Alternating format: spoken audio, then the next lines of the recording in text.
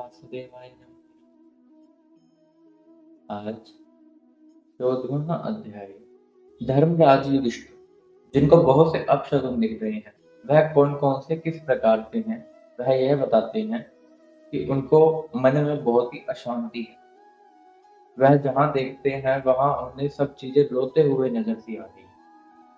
वह कहते हैं कि ये जो ऋतुएं हैं, ये जो काल है, यह सही नहीं चल रहा। सर्दी के समय सर्दी नहीं है, गर्मी के समय गर्मी नहीं है। आजकल के लोग मोह माया में जा रहे हैं, एक दूसरे के दुश्मन हो गए हैं। युधिष्ठिर जी को वो सब चीजें दिख रही हैं जो आजकल कलयुग में आम है, जो लोगों के लिए, मनुष्यों के लिए बिल्कुल आम बात है, उनके लिए कोई बड़ी बात नहीं है। लेकिन युधिष्ठिर जी ने यह पहली बार देखा है, तो इसलिए उनको बहुत ही आश्चर्य हुआ यह सब देख के हुए। भागवत में भी वही सब बताया हुआ है जो युधिष्ठिर को दिखता है और जो आज कलयुग में हो रहा है, परंतु उनके लिए वह एक आश्चर्यजनक बात है और हमारे लिए हम रोज ही देखते हैं। अच्छा, वह कौन कौन सी हैं? वह अपने छोटे भाई भीमसेन को बता रहे हैं।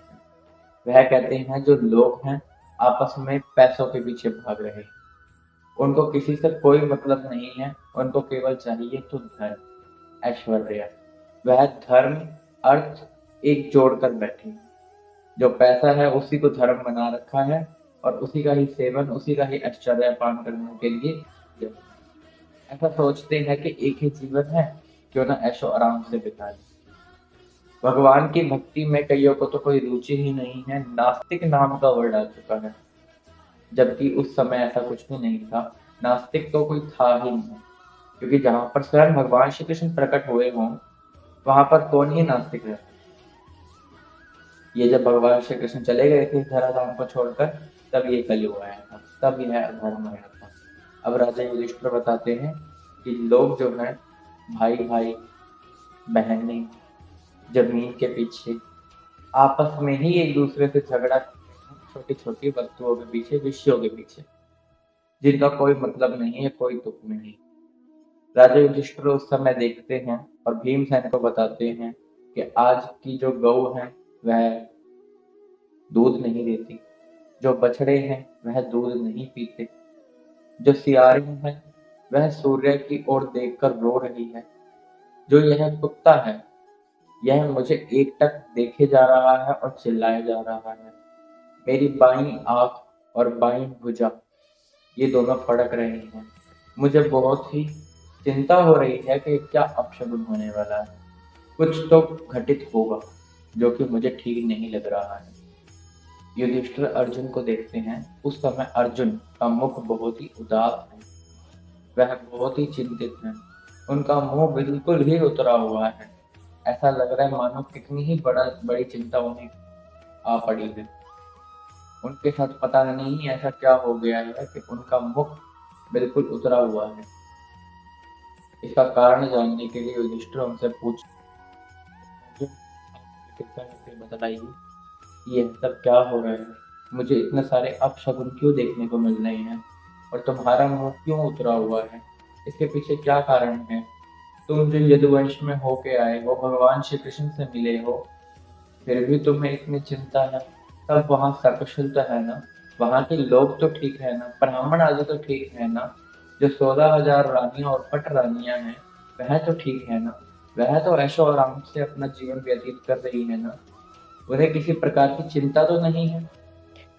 भाई अर्जुन, यह भी बताओ कि तुम स्वयं तो सकुशल हो ना, मुझे तुम इतने उदास दिख रहे हो, वहां तुम इतने दिनों तक रहे, कहीं तुम्हारे सम्मान में तो किसी प्रकार की कमी नहीं हुई, किसी ने तुम्हें अपमान तो नहीं किया, कहीं किसी ने दुर्भावपूर्ण अमंगल शब्द तो तुमसे नहीं कहे, कहीं तुम अपनी बराबरी वाले से या अपने छोटे से हार तो नहीं गए, कहीं प्रेम पूर्वक उनकी मांगी हुई वस्तु अथवा अपनी ओर से कुछ देने की प्रतिज्ञा तुम कर तो नहीं पाए, किसी भी ब्राह्मण, बालक, गो, बूढ़े, रोगी, अबला अथवा अन्य प्राणी का जो तुम्हारे शरण में आए हो तुमने त्याग तो नहीं कर दिया, कहीं तुमने अगम्य स्त्री से समागम तो नहीं किया, तुमने सभी का आदर सत्कार तो किया ना। भोजन कराने योग्य बालक और बूढ़ों को छोड़कर तुमने अकेले तो भोजन नहीं कर लिया। मेरा विश्वास है कि तुमने ऐसा कोई निंदित कार्य नहीं किया होगा। वह अर्जुन को यह भी बताते हैं कि यहाँ पर जो लोग रह रहे हैं ये बीमार होते जा रहे हैं, इनके शरीर में रोग, अब इसकी कोई कमी ही नहीं रही। जिस व्यक्ति को देखो कोई ना कोई रोग तो आम हो गया है, और ये उस समय उनके लिए बहुत बड़ी चिंता की बात है। जबकि आज का समय देखा जाए तो शहरों के अंदर ऐसा कोई हॉस्पिटल नहीं है जहाँ पर लोग ना हो बीमार। इतनी भीड़ है कि अपॉइंटमेंट लेने के लिए डॉक्टर खाली नहीं। कुछ गवर्नमेंट हॉस्पिटल तो इतने भरे जा चुके हैं कि जहां देखो अंदर घुसते ही जैसे लग रहा है कि मॉल। इतनी भीड़, और ये सब रोगियों की है। इतने रोग से ग्रसित हो रहे हैं लोग, यह किस कारण से हो रहे हैं? युधिष्ठिर उस समय में छोटी सी बात को लेकर चिंता में है, और आज इतने बड़ी बड़ी चीजें हो रही हैं इस कलिकाल में, लेकिन फिर भी लोगों को इसका कोई आभास नहीं है। वह अपने कर्म वैसे ही कर रहे हैं जैसे वह चाहते हैं, और वो इस प्रकार है कि वह धन के पीछे, किसी को कोई पोस्ट चाहिए, किसी को किसी बेटे के लिए कुछ चाहिए, किसी को किसी बीवी के लिए कुछ चाहिए, कभी माता के लिए चाहिए, अपने लिए चाहिए। ये ऐशो आराम पूरे करने हैं, वो करने हैं, ट्रेंड बन रहे हैं, लेकिन यह सब ठीक नहीं है।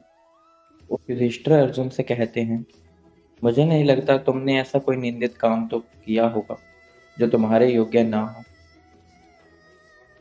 युधिष्ठिर अर्जुन से कहते हैं कि तुमने ऐसा कोई निंदित काम तो नहीं किया होगा जो तुम्हारे योग्य ना हो ना हो अपने परम प्रियतम परम सुहृद भगवान श्री कृष्ण से ही तुम रहित हो गए हो। ये तुम अपने आप को शून्य मान रहे हो। इसके सिवा मुझे नहीं लगता कि कोई दूसरा कारण हो सकता है।